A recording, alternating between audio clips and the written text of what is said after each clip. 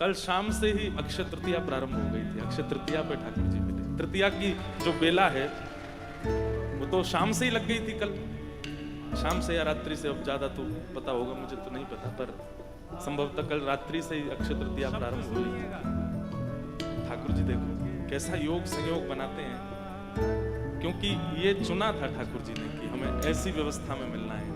साक्षी बनाया, इतने सारे लोगों को, ऐसे संत जनों को उपस्थित किया, तिथि भी शुभ उपस्थित की। और धन्य हैं आप लोग। आप लोग तो ऐसे स्थिर होकर दर्शन करते हैं, बढ़ते ही नहीं है आगे। श्रीनाथ जी अगर यहीं विराज गए होते जोधपुर में, तो पीछे वालों को तो जन कितने दिन प्रतीक्षा करनी पड़ती, हटते ही नहीं आप। ऐसा आनंद कल हुआ। मन तो खूब हो रहा था कि मछली बनकर के भीतर प्रवेश कर जाएं, लेकिन मुझे ऐसा लगा था महाराज जी, कहीं मैंने अगर डुबकी लगाई तो सब अनकंट्रोल्ड होकर के कहीं कूद काद नहीं जाए यहाँ पे। आपके जाने के बाद भी मैंने विचार तो किया कि थोड़ा स्नान कर लें, कहीं यहाँ थोड़ा आनंद करें, पर फिर थोड़ा लगा कि नहीं, माहौल थोड़ा अलग ही हो जाएगा।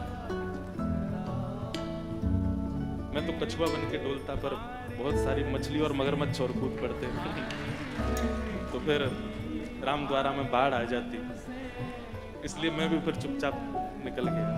लेकिन ऐसी सुंदर स्मृति ठाकुर जी की, इतना सुख लग रहा था।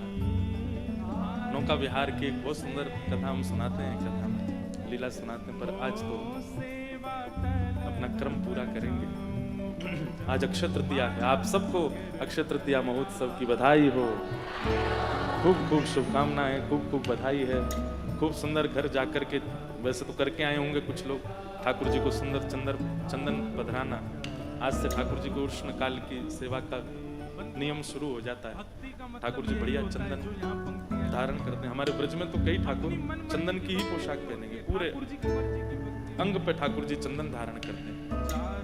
ठाकुर जी को कोई भी वस्तु पधराने का अभिप्राय क्या होता है? जगत कल्याण, कि हे नाथ, हम पूरे विश्व की सेवा तो नहीं कर सकते, पर पूरा विश्व आपके भीतर विराजमान है, इसीलिए हम आपको ही चंदन पधरा रहे हैं, ताकि पूरे विश्व को आप शीतलता प्रदान कर दो। हम ठाकुर जी को चंदन देते हैं, ठाकुर जी को 56 भोग पधराते हैं। हे नाथ, आप आरोग लो, इस जग में कोई भूखा ना रहे। आप आरोग लेंगे तो सब लोगों को अन्न प्राप्त हो जाएगा। हमारे वृंदावन में ठाकुर जी को फूल बंगला सहराते हैं। बिहारी जी में राधा, क्या अद्भुत फूल बंगला, 3 किलोमीटर दूर से सुगंधी आने लगती है पुष्पों की। क्यों पधराते हैं ठाकुर जी को? कि ठाकुर जी आप ऐसे शीतल कुंज में विराजमान होकर के कृपा करना, जिन जिन पर आपकी दृष्टि पड़े उन सबको ऐसी शीतलता आप प्रदान कर दें।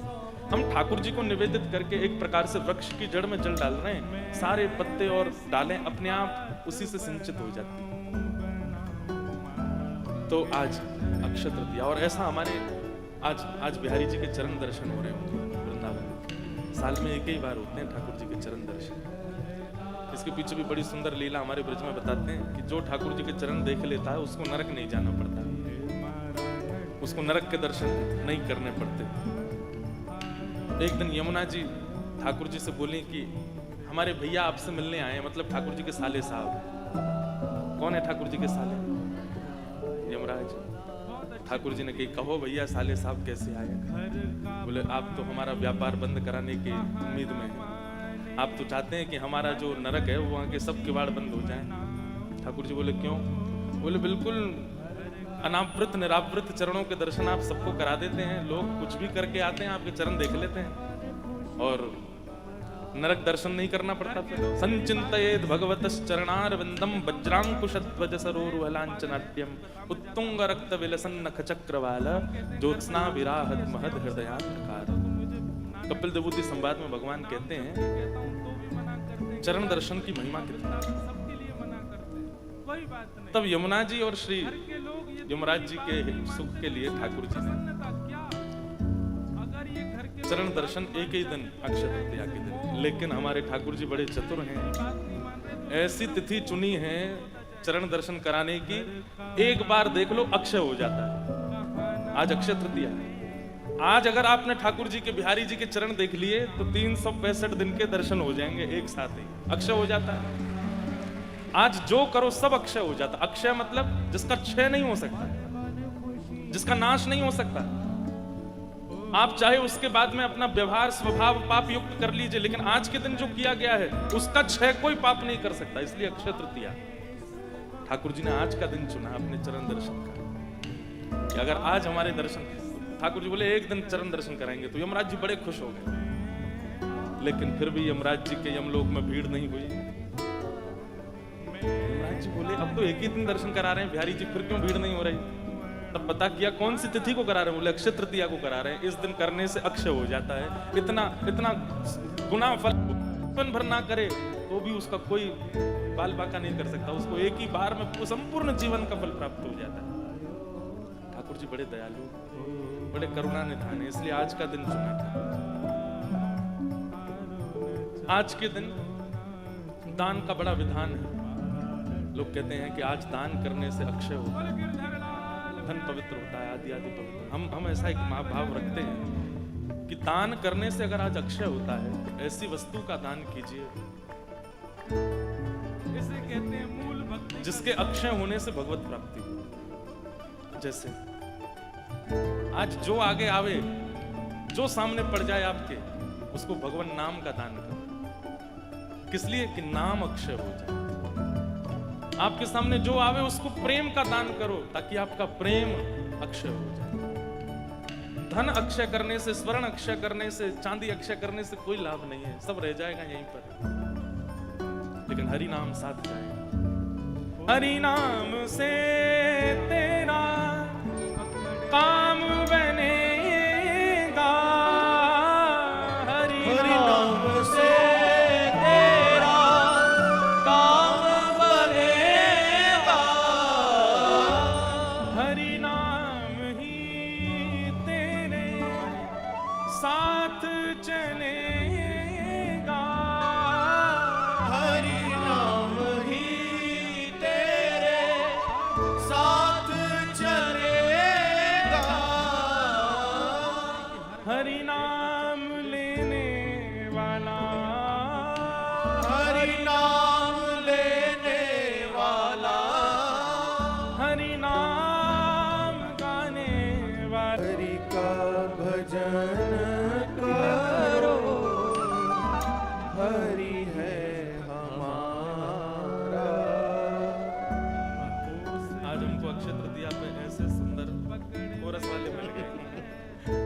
महाराज जी गा रहे, अक्षय हो गया महाराज जी।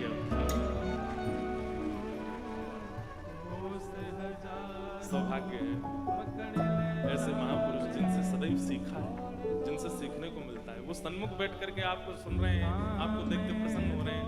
इससे बड़ी कमाई और जीवन के कुछ नहीं हो सकती। तो आज अक्षय तृतीया है। धन धान्य तो दान रोज करना चाहिए, लेकिन आज तो नाम का दान करो, आज तो ज्ञान का दान करो, आज तो प्रेम का दान करो, ताकि वो अक्षय हो। आज चाहे जो कोई कुछ कर दे, गुस्सा भी आ रहा हो, क्रोध करना नहीं, अक्षय हो जाएगा नहीं।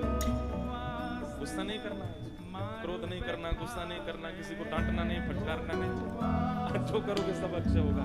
किसी का मजाक मत उड़ाना, सब अक्षय हो जाएगा। आज तो भैया एक क्षण भी हरि स्मरण के बिना ना निकले, ताकि वो अक्षय हो जाए। अंतिम श्वास तक हरि स्मृति बनी रहे, क्योंकि वही साथ है।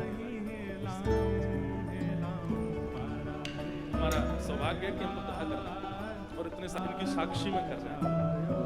हे नाथ, बस यही कृपा करना कि ये भाव, ये वाणी की सेवा अक्षय हो जाए। बस यही करते रहें, उठते चलते फिरते बैठते गाते नाचते हरे हमेशा बस ये अक्षय हो जाए। आप सबको बहुत बहुत शुभकामनाएं। आज नवदा भक्ति महोत्सव का तृतीय दिवस और तृतीय भक्ति श्रवणम कीर्तनम विष्णु स्मरणम पाद सेवनम अर्चनम वंदनम दास्यम सख्यमात्म निवेदनम। आज की जो भक्ति है वो है स्मरण भक्ति। श्री विष्णु श्रवणे परीक्षित भवत् वैयासकी कीर्तने प्रहलाद स्मरणे तदांग्रि भजने लक्ष्मी प्रथु पूजन। और आज की भक्ति के आचार्य कौन है? श्री प्रहलाद जी महाराज। स्मरण भक्ति के आचार्य प्रहलाद जी महाराज, जिनके मुख से ही नवदा भक्ति का प्रवचन प्रकट हुआ। प्रहलाद जी ही नवदा भक्ति का भाव अपने पूज्य पिताजी को सुनाते हैं। ये स्मरण भक्ति के आचार्य, बहुत ध्यान से सुनिएगा। स्मरण, तुम्हारी याद आती है, बताओ क्या करें मोहन। तुम्हारी याद आती है, बताओ क्या करें मोहन। तुम्हारी याद आती है, बताओ क्या करें मोहन।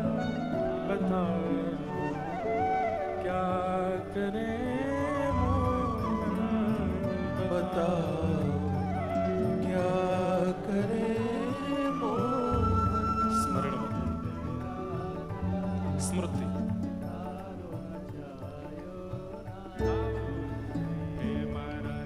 नवदा भक्ति में कुछ भक्ति ऐसी है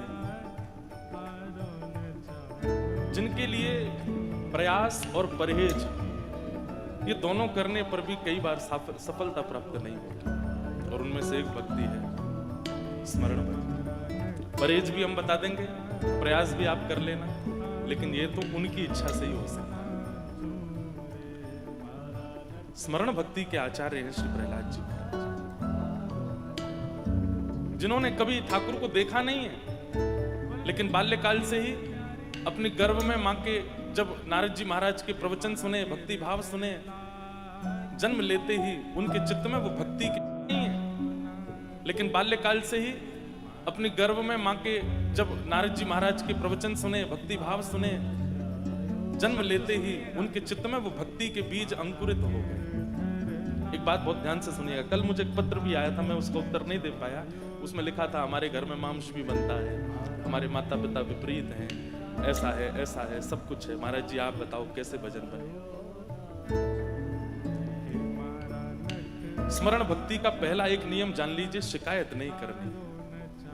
ठाकुर जी से कोई शिकायत नहीं, चाहे जैसी स्थिति मिली हो। प्रहलाद जी ने कभी कोई शिकायत की हो ठाकुर जी से? नहीं,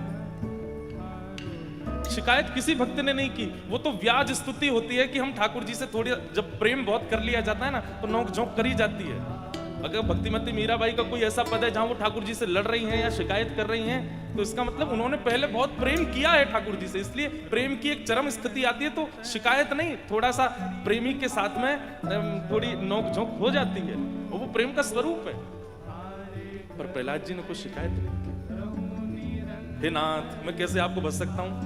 मैं तो राक्षस हूं, मैं आपको कैसे बच सकता हूं? मेरे पिता ही विपरीत हैं, मेरे भाई विपरीत हैं, मेरा परिवार विपरीत है। प्रहलाद जी के संपूर्ण कुल खानदान में एक भी ऐसा नहीं है जिसके बगल में बैठ करके प्रहलाद जी कीर्तन कर रहे हैं। ऐसी प्रतिकूल अवस्था, ऐसी प्रतिकूल व्यवस्था, लेकिन प्रहलाद जी ने फिर भी अपना भजन नहीं छोड़ा। कभी कभी हम लोग उन पर बहुत तरस आ जाता है हमको कि अरे बताओ, इनका तो ऐसा सब परिवार कुल है, फिर भी ये भजन नहीं छोड़ते, कथा सुनना नहीं छोड़ते। श्री प्रहलाद जी महाराज को देखिए, कभी कोई शिकायत नहीं की उन्होंने।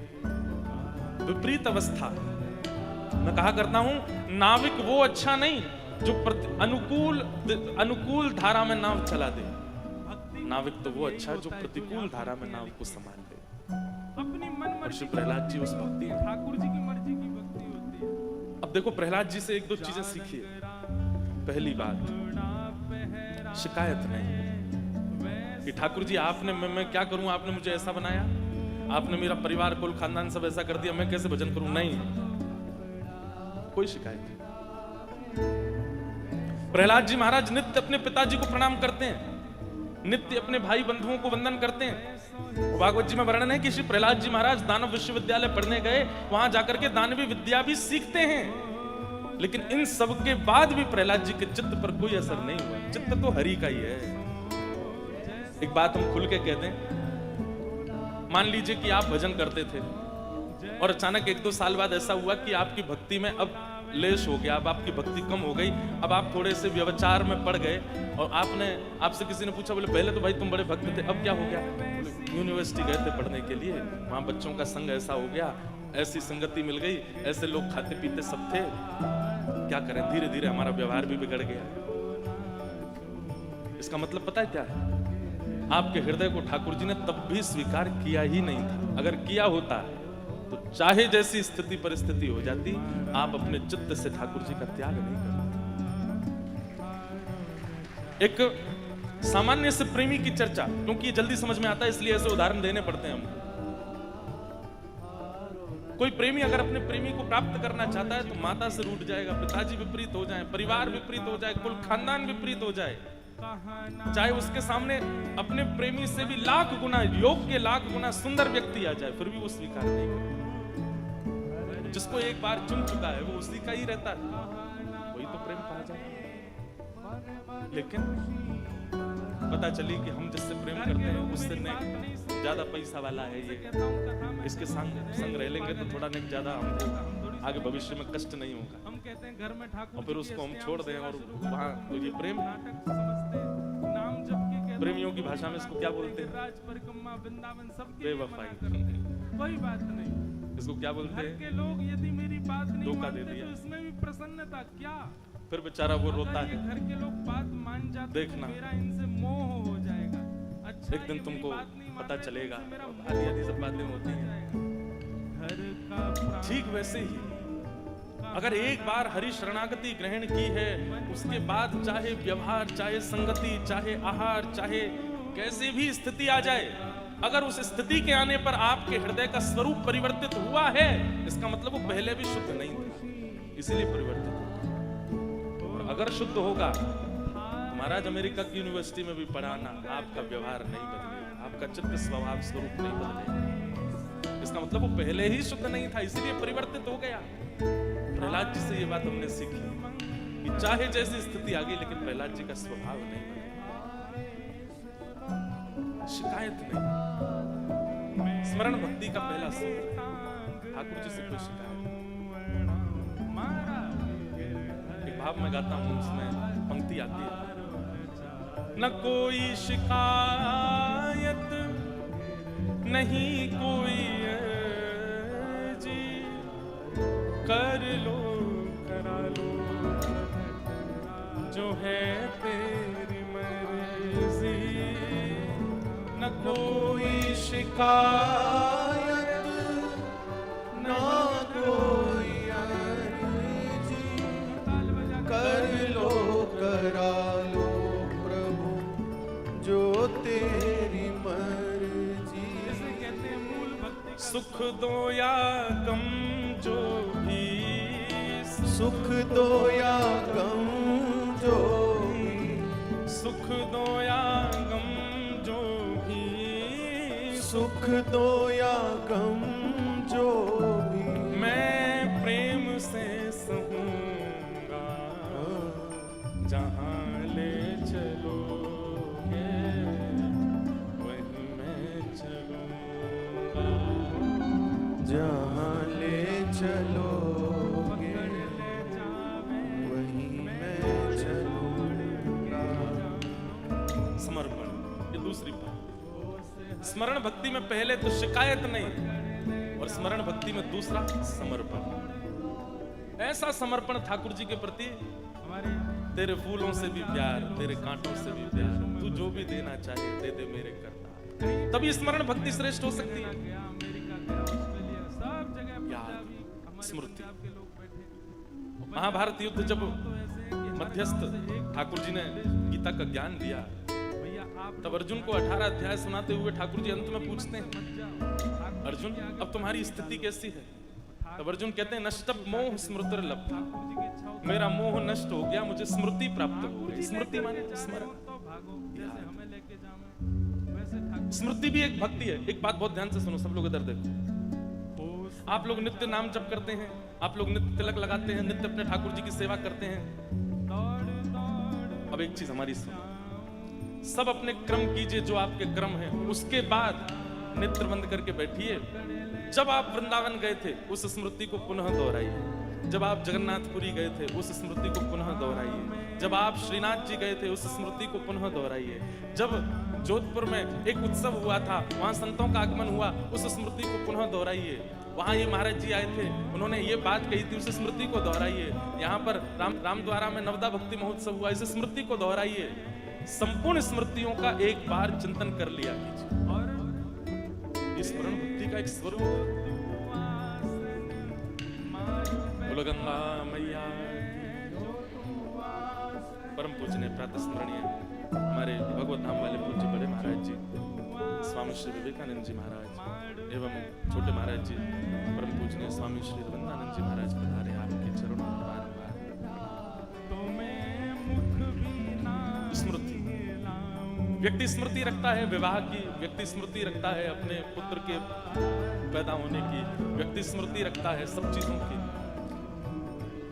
जब जब अवसर मिले एकांत होते हैं तो स्मरण किया कीजिए कि कब प्रथम मिलन हुआ था ठाकुर जी से, कब प्रथम वृंदावन दर्शन हुआ था। अंतिम बार जब वृंदावन गए थे तब कैसी सुगंधी थी, कैसी पवन थी, कैसी वायु थी, कैसे कैसे लोग मिले, कैसे दर्शन हुए, ये सारी अपनी स्मृति में रखिए। इन सब से स्मरण भक्ति पुष्ट होती है, स्मरण भक्ति में पुष्टि आती है। हम लोग याद रखते हैं पर उसका नित्य चिंतन नहीं, नित्य स्तवन नहीं होता। लिख लीजिएगा, अपनी भगवत दर्शन और धाम दर्शन और संत दर्शन की जो स्थिति है उसका नित्य चिंतन करो, नित्य स्मरण करो, नित्य याद करो। जब हुआ था उत्सव तो ऐसा हुआ था, तब ये हुआ था। कल जब हम नौका विहार कर रहे थे तो आपके तन को, पंच इंद्रियों को, आंख, नाक, कान, जीव और त्वचा, इनको जो जो अनुभव हुआ वो सब आपकी स्मृति में आना चाहिए। और स्मृति में आती एक दिन ऐसा आएगा कि आपकी स्मृति में जैसे चिंतन आप करोगे वो घटना आपके तन के साथ घटने लगेगी। बहुत ध्यान से सुनिएगा, ये बहुत अच्छा सूत्र हम दे रहे हैं आपको। नित्य अपनी सद स्मृतियों को चिंतन किया कीजिए।